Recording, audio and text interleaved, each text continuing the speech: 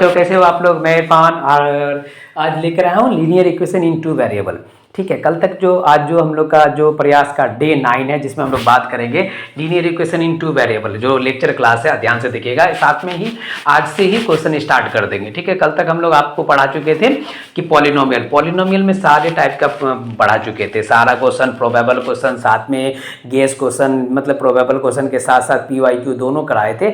आज हम देखेंगे लीनियर इक्वेशन। लीनियर इक्वेशन से पहले हम लोग थोड़ा सा रिवाइज कर लेते हैं, थोड़ा सा पीछे चलते हैं। लीनियर इक्वेशन से पहले हम थोड़ा पॉलिनोमियल को देख लेते हैं। पॉलिनोमियल को अगर आप देखिएगा तो पॉलिनोमियल की हम बात करेंगे, पॉलिनोमियल की अगर हम बात करते हैं तो इसको अगर आप देखिएगा तो डिग्री के बेस पे जो हम डिवाइड किए थे, जिसमें हम आपको बोले थे कि लीनियर पॉलिनोमियल, जिसमें लीनियर आया था, है ना। लीनियर पॉलिनोमियल मतलब क्या कि linear polynomial maximum power 1,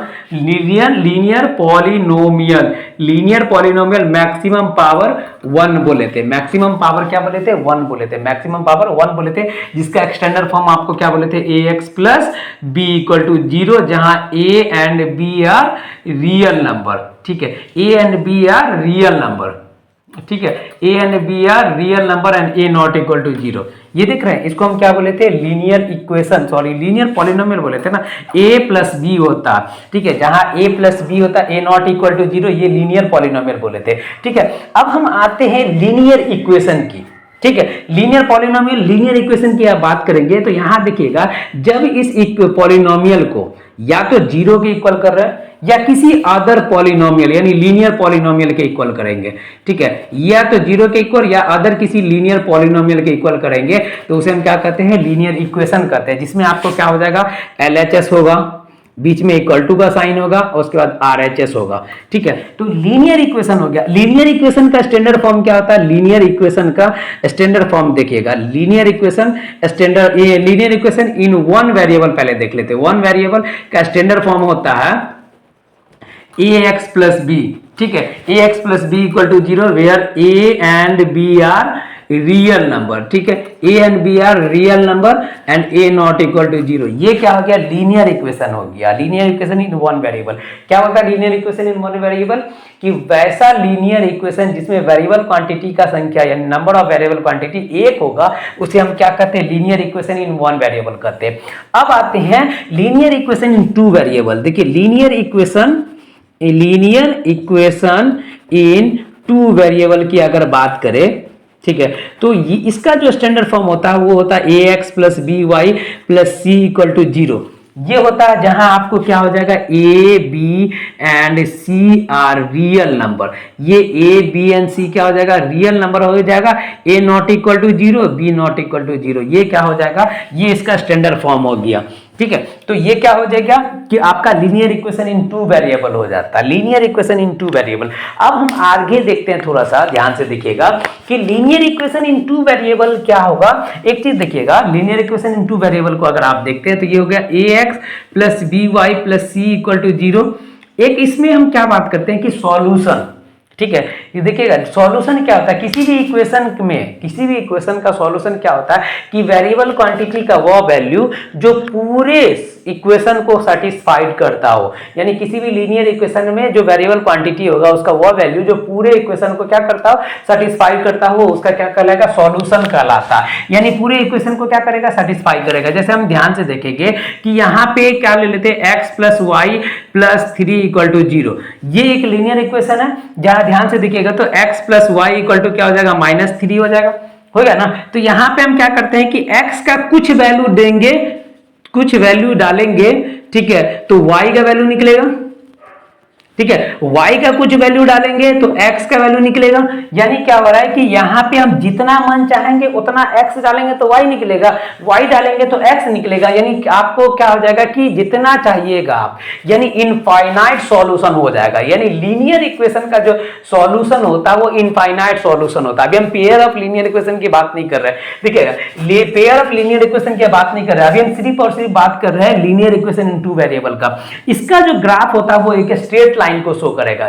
linear equation in two variable का जो ग्राफ होता है, इसका ग्राफ क्या होगा? देखिएगा ध्यान से, इसका ग्राफ जो होता है वो स्ट्रेट लाइन को शो करेगा। स्ट्रेट लाइन को स्ट्रेट लाइन को शो करेगा, यानी linear equation in two variable का ग्राफ क्या होगा, स्ट्रेट लाइन को शो करेगा। अब हम आते हैं, ध्यान से देखिएगा कि हम किसी भी लीनियर इक्वेशन का ग्राफ कैसे खींचेंगे, किसी भी लीनियर इक्वेशन का ग्राफ हम कैसे खींचेंगे। जैसे एक क्वेश्चन हम आपको देते हैं, ध्यान से देखिएगा कि ध्यान से अगर आप देख रहे हो तो एक क्वेश्चन देखते हैं कि उसका ग्राफ हम कैसे खींचेंगे। ठीक है, ग्राफ हम कैसे खींचेंगे किसी भी लीनियर इक्वेशन का, ध्यान से देखिएगा।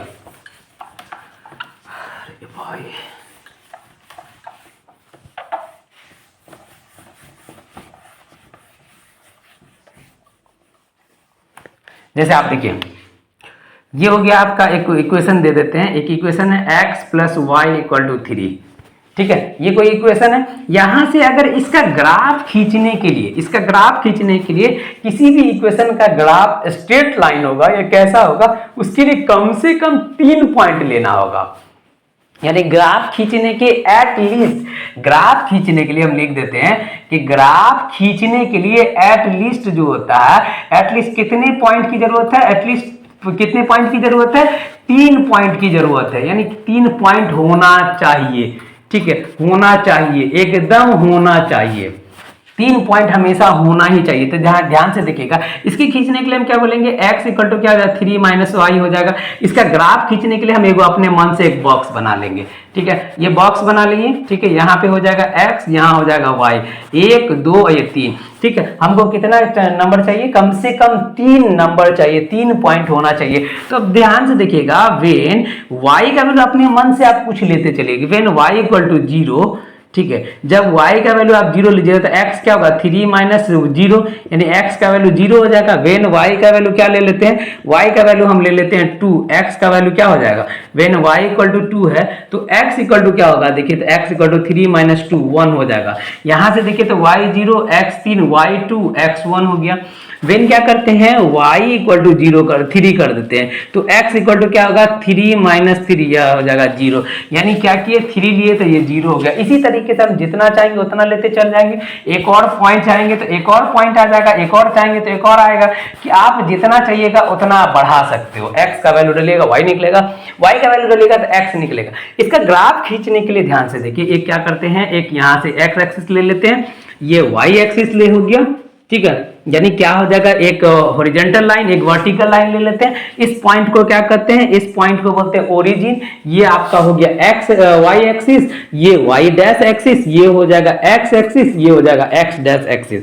ध्यान से देखिएगा, अपने मन से कितना भी पॉइंट ले सकते हैं। ग्राफ कॉपी में देखिएगा वो अपने से बना हुआ रहेगा। और इसका ग्राफ खींचने के लिए आपको पेंसिल एकदम शार्प होना चाहिए। ठीक है, क्योंकि क्या होगा कि थोड़ा सा इधर उधर हुआ बस थोड़ा डगमग आ जाएगा। तो यहां से ध्यान से देखते हैं, एक्स एक्सिस पे क्या है, ये तो आपका 0 हो गया, ये हो जाएगा आपका 1 2 3 4 5, आगे भी जा सकता है, आपका मर्जी, आप 5 पे जाकर रुक जाइए। इधर आएगा -1 -2 -3, आगे भी जाएगा, हमको माइनस की वैसे जरूरत नहीं, फिर भी एक दूगो शो कर दीजिएगा। ये हो जाएगा आपका 1 2 3 4 5, आगे भी जाएगा -1 -2, दूर आगे कौन लेगा। ठीक है, तो ध्यान से देखिए, तो x 3 है, y 0 है, तो 3 और 0 तो ये हो जाएगा। ठीक है, 3 0 तो वो हो जाएगा। अब उसके बाद आते हैं x 1 है y 2 है, तो ये हो जाएगा 1 और ये हो जाएगा 2। ये वाला पॉइंट क्या कहलाएगा, 3 और 2 कहलाएगा, सॉरी 1 और 2 कहलाएगा। ये हो जाएगा आपका 1 2, ये हो जाएगा 3 0। पहला वाला हमेशा किसको शो करते हैं, x को शो करते हैं, दूसरा वाला किसको शो करेगा, y को शो करता है। तीसरा पॉइंट क्या है कि x 0 y 3 है, यही पॉइंट हो जाएगा। ठीक है, ये हो जाएगा आपका 0 3। ठीक है, यहां से एक स्केल लीजिएगा, आराम से धर के खींच दीजिएगा। ठीक है, ये पॉइंट आपका जो जाएगा, इस तरह से जो ग्राफ जाएगा, ये जो ग्राफ गया वो कौन सा है, उसका नाम क्या है, x plus y equal to 3। ठीक है, तो आप जरा ध्यान से देखिए, तो यहाँ पे अगर आपसे पूछे कि linear equation in two variable का कितने सॉल्यूशन होते हैं, तो हम अभी बात कर रहे हैं सिर्फ लीनियर इक्वेशन का, साइमल्टेनियस लीनियर इक्वेशन की नहीं, सिर्फ लीनियर इक्वेशन का। तो उसके इनफाइनाइट सॉल्यूशन होते हैं। जब हम बात करेंगे साइमल्टेनियस लीनियर इक्वेशन का, तो उसके डिपेंड करते हैं तीन टाइप के, एक होता है यूनिक सॉल्यूशन, एक होता है इनफाइनाइट सॉल्यूशन, एक होता है नो सॉल्यूशन। अब हम उसके बारे में चर्चा करेंगे, तो पहले ये देख लीजिए। ठीक है, इसी तरीके से और भी सारा होगा। ठीक है, आगे देखते हैं हम simultaneous linear equation in two variable. Simultaneous linear equation क्या होता है, When the two linear equation are retain the same two variables, जब दो linear equation को क्या करते हैं सेम वेरिएबल्स के फॉर्म में लिख रहे हैं, ठीक है। जैसे यहाँ से देखिए तो a1x b1y plus c1 equal to 0, a2x b2y plus c2 equal to 0। अगर दोनों में वेरिएबल क्वांटिटी देख रहे हैं तो x और x, y और y दोनों का वेरिएबल क्वांटिटी क्या है, सेम है ना, आर सॉल्व टुगेदर, और दोनों को साथ में सॉल्व करते हैं, फाइंड द कॉमन सॉल्यूशन, और दोनों को साथ में सॉल्व करके क्या करते हैं, कॉमन सॉल्यूशन निकालते हैं। They are called simultaneous linear equation in two variable. वो क्या कहलाता है, simultaneous linear equation in two variable कहलाता है। यानी फिर से एक बार और समझिए कि जब दो लीनियर इक्वेशन का वेरिएबल क्वांटिटी सेम हो, यानी दो लीनियर इक्वेशन का वेरिएबल क्वांटिटी सेम फॉर्म में लिखा जाए, जैसे a1x और a2x है, b1y प्लस b2y, c1 है c2 है। यहाँ पे देख रहे हैं दोनों को अगर variable quantity x x y y दोनों सेम है ना, दोनों को एक जैसा लिखा जाए, वेरिएबल क्वांटिटी को एक जैसा लिखा जाए और उन दोनों को साथ में सॉल्व करके एक कॉमन सॉल्यूशन निकाला जाए, तो वो क्या कहलाता है, simultaneous linear equation in two variable कहलाता है। और simultaneous linear equation in two variable का स्टैंडर्ड फॉर्म होता है a1x plus b1y plus c1 equal to 0, a2x plus b2y plus c2 equal to 0, जहां क्या हो जाएगा a1 a2 पहला वाला के लिए क्या लिखे a1 b1 एंड c1, ठीक है, are real number, a1 b1 and c1 are real number, ठीक है। ये क्या हो जाएगा, रियल नंबर होगा, और उसके बाद a1 नॉट इक्वल टू 0, ठीक है, b1 not equal to 0, similarly a2 not equal to 0, ठीक है, b2 नॉट इक्वल टू 0। ये आपका क्या हो जाएगा, simultaneous linear equation in two variable कहलाएगा, ठीक है। इसके जस्ट बाद अगर हम देखते हैं, इसके जस्ट बाद आता है सॉल्यूशन, ठीक है। जैसे हम क्या बताए थे, linear equation in one variable, linear equation in two variable में बताए थे कि सॉल्यूशन क्या होता है, किसी भी लीनियर इक्वेशन में वेरिएबल क्वांटिटी का वह वैल्यू जो पूरे इक्वेशन को सेटिस्फाई करता हो वह क्या कहलाता, उसका सॉल्यूशन कहलाता था। वो single linear equation in two variable का बताए थे। यहाँ पे simultaneous linear equation two variable में देखिएगा क्या लिखे है, the solution of simultaneous linear equation in two variables is the pair of variables x and y। देखिए ये क्या है, simultaneous linear equation in two variable का इक्वेशन का pair of variable x and y that satisfies both equation at the same time. क्या करेगा कि दोनों इक्वेशन को सेम टाइम में क्या करेगा, सेटिस्फाई करेगा। जैसे यहाँ पे जैसे हम मान लेते हैं कि x और y का वह वैल्यू जो दोनों इक्वेशन को सेटिस्फाई करता हो, जैसे x का यहाँ पे क्या हो जाएगा, x का वैल्यू 4 अगर रखेंगे तो y का वैल्यू इस इक्वेशन में भी -2 आएगा, इस इक्वेशन में भी -2 आएगा। अगर इस इक्वेशन में y का वैल्यू -2 रखते तो x का वैल्यू 4 आएगा, इस इक्वेशन में भी y का वैल्यू -2 रखते तो x का वैल्यू क्या हो जाएगा, 4 हो जाएगा।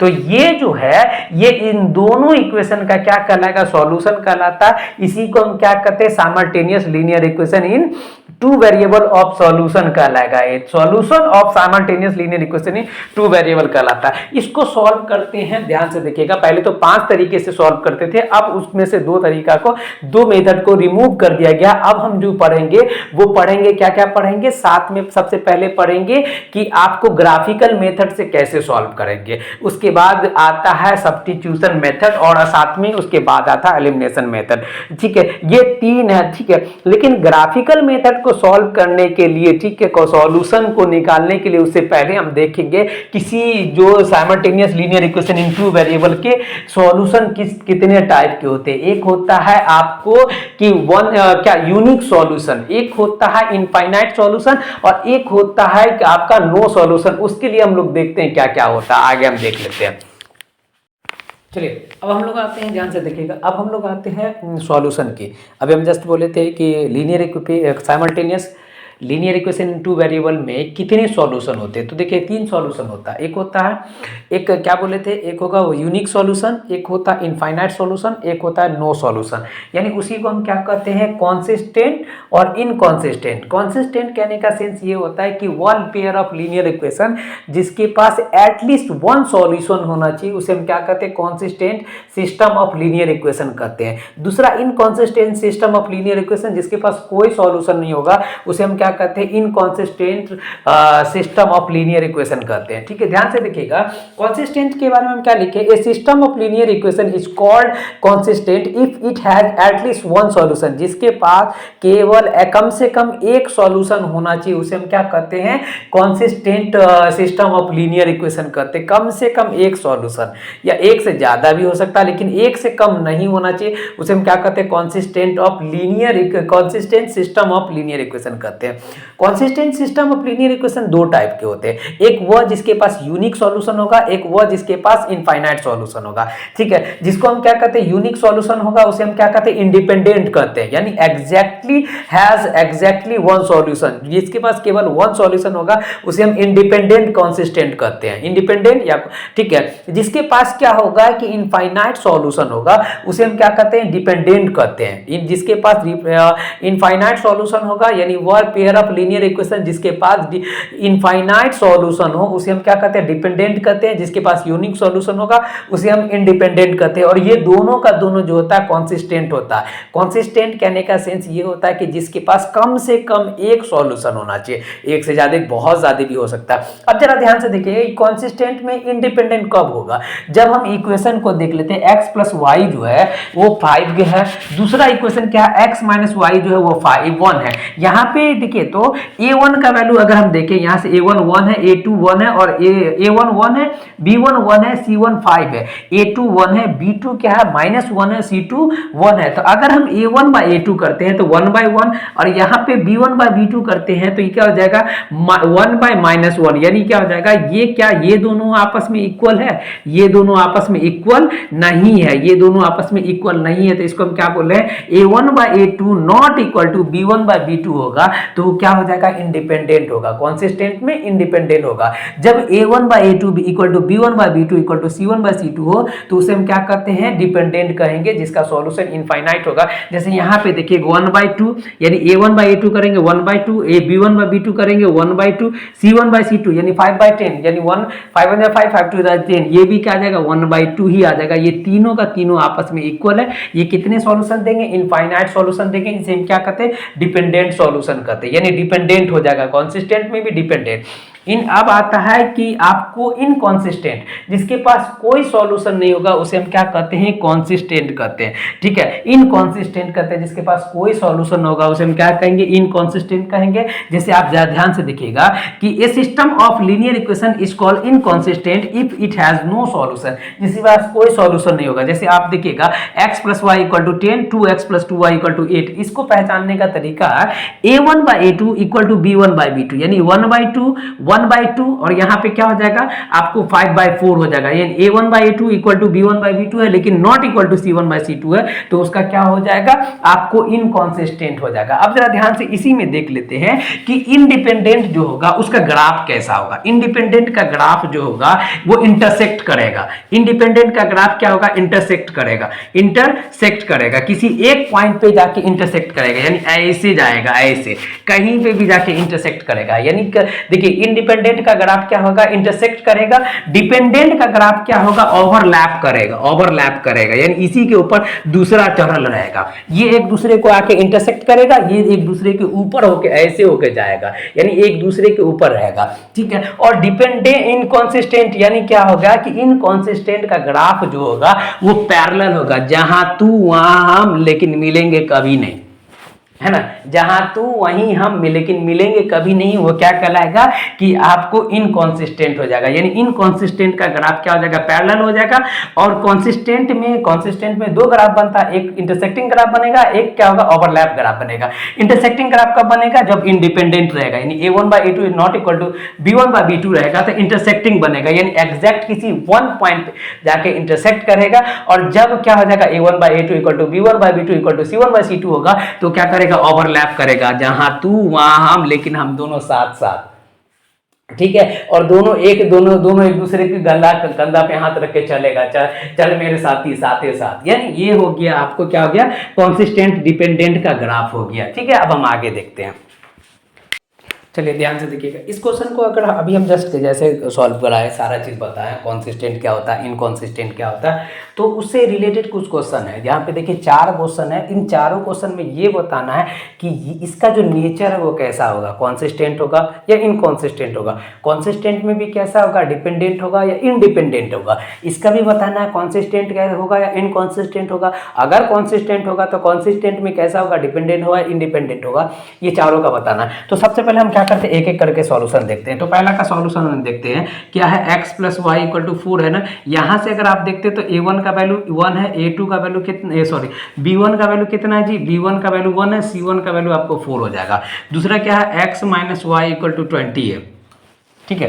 x - y = क्या 20 है, तो यहाँ से a2 का वैल्यू आपको कितना हो जाएगा 1, b2 का वैल्यू आपको कितना हो जाएगा -1, c2 का वैल्यू आपको कितना हो जाएगा 20। तो यहाँ से देखिए तो a1/a2 अगर आप करते हो, a1/a2 करते हो तो क्या हो जाएगा 1/1, b1/b2 अगर आप करते हो तो क्या हो जाएगा 1/-1, यानी आपको कितना हो जाएगा, ये 1/1 है, ये 1/-1 है, तो आपको ये हो जाएगा a1/a2 not equal to b1/b2 है, क्योंकि प्लस वाला माइनस वाले के इक्वल कभी नहीं होगा। जब कभी नहीं होगा तो ये क्या हो जाएंगे, ये कॉन्सिस्टेंट होगा, कॉन्सिस्टेंट हो जाएगा। कॉन्सिस्टेंट में भी कैसा होगा इसका नेचर, कॉन्सिस्टेंट में भी क्या हो जाएगा, इंडिपेंडेंट होगा, इंडिपेंडेंट हो जाएगा। इसका सॉल्यूशन कैसा होगा, यूनिक सॉल्यूशन होगा, ठीक है। इसका सॉल्यूशन कैसा होगा, यूनिक सॉल्यूशन होगा। इसका ग्राफ कैसा होगा, ग्राफ इसका जो हो जाएगा, ग्राफ अगर आप देखिएगा तो इंटरसेक्टिंग ग्राफ होगा, इंटरसेक्टिंग हो जाएगा, इंटरसेक्टिंग ग्राफ हो जाएगा, यानी एक किसी एक पॉइंट पे जाके इंटरसेक्ट करेगा, किसी एक पॉइंट पे जाके इंटरसेक्ट करेगा, इंटरसेक्टिंग ग्राफ हो जाएगा, ठीक है। इसको हम देख लेते हैं। अगर 2 वाले को देखते हैं,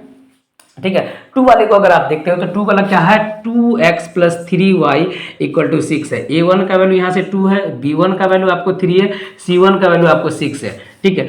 4x + 6y = है 120। आपको दिखेगा तो a2 का वैल्यू अगर आप देखते हो, a2 का वैल्यू 4 है, b2 का वैल्यू अगर आप देखते हो 6 है, और c2 का वैल्यू अगर आप देखते हो तो 120 है, ठीक है। यहां से 120, अगर आप यहां से देखिएगा ध्यान से, अगर आप देखते हो तो यहां से अगर आप करिएगा a1/a2 अगर आप देखते हो तो 2/4 है ना, तो ये कट के हो जाएगा 1/2। अगर इसके बाद अगर देखते हो कि b1/b2 अगर आप करते हो तो 3/6 करते हो, तो ये भी कट कर कितना हो जाएगा 1/2, यानी a1/a2 = b1/b2 है। यहाँ तक अभी ठीक है। उसके बाद अगर c1/c2 की बात करते हैं तो ये 6/120 है। अगर आप काटते हो तो 6 × 1 = 6 और 620 जा, अगर आप 6 से कटेगा तो 6 × 1 = 6, 620 जा 120 होता है, 26 जा 120 है ना, 26 जा कितना होता है 120 होता है। यानी आपको यहाँ पे तो हो जाएगा a1/a2 = b1/b2 not equal to c1/c2 है। यानी अगर जैसे ये नॉट इक्वल टू हो गया, यानी a1/a2 = b1/b2 not equal to c1/c2, तो ये क्या हो जाएंगे, इनकॉन्सिस्टेंट हो जाएंगे, इनकॉन्सिस्टेंट, ठीक है। ये कैसा हो जाएगा, इनकॉन्सिस्टेंट हो जाएगा, इनकॉन्सिस्टेंट होगा। तो इसका जो ग्राफ हो जाएगा, ग्राफ की अगर हम बात करें तो ग्राफ इसका जो हो जाएगा पैरेलल हो जाएगा, पैरेलल हो जाएगा। ग्राफ इसका कैसा हो जाएगा, ऐसा हो जाएगा, यहाँ देख रहे हैं पैरेलल हो जाएगा, ग्राफ हमेशा इसका पैरेलल हो जाएंगे। ग्राफ कैसा हो जाएगा, पैरेलल हो जाएगा। इसका ग्राफ कैसा रहेगा, इंटरसेक्टिंग ग्राफ रहेगा। इसका ग्राफ कैसा रहेगा, इंटरसेक्टिंग ग्राफ। इनकॉन्सिस्टेंट का ग्राफ पैरेलल होता है। तीसरा वाला को अगर हम देखते हैं, तीसरा को देखिए तो क्या है कि 2x + 2y = 4 है, और ये क्या हो जाएगा 4x + 4y = 8 है, ठीक है। यहां से अगर आप देखते हो a1/a2 अगर देख रहे हो तो a1/a2 अगर आप देखते हो तो 1/2, b1/b2 अगर आप देख रहे हो तो ये भी क्या आ जाएगा 1/2, ठीक है। c1/c2 अगर आप देख रहे हो तो ये भी क्या है 1/2, यानी आपका तीनों का तीनों आपस में इक्वल है। a1/a2 = b1/b2 = c1/c2, यानी ये क्या हो जाएंगे, कॉन्सिस्टेंट हो जाएगा, कॉन्सिस्टेंट हो जाएगा। कॉन्सिस्टेंट में भी कैसा देखिए तो तीनों आपस में बराबर है, तो ये हो जाएगा आपका डिपेंडेंट। डिपेंडेंट ग्राफ कैसा होता है, वो ओवरलैप करता है, ठीक है, ऐसा रहेगा। इसी के ऊपर एक और ग्राफ रहेगा, यानी ओवरलैप करेगा, ओवरलैप करेगा, ठीक है, ओवरलैप करेगा, ऐसे रहेगा, एक दूसरे के ऊपर ग्राफ रहेगा, ठीक है। अब हम आते हैं चौथा वाला पे। चौथा वाला को अगर आप देखते हो 4/2 तो 2 हो जाएगा, यानी 4/2, ठीक है। a1/2 4/2, b1/b2 क्या हो जाएगा 2/1। ये देख रहे हैं दोनों तो आपस में इक्वल है, लेकिन ये आपस में इक्वल नहीं है, ठीक है। तो ये जैसे आपस में इक्वल नहीं है तो ये हो जाएगा इनकॉन्सिस्टेंट। इनकॉन्सिस्टेंट का जो ग्राफ होता है, इसकी ग्राफ की अगर हम बात करें तो ये क्या हो जाएंगे, पैरेलल हो जाएगा।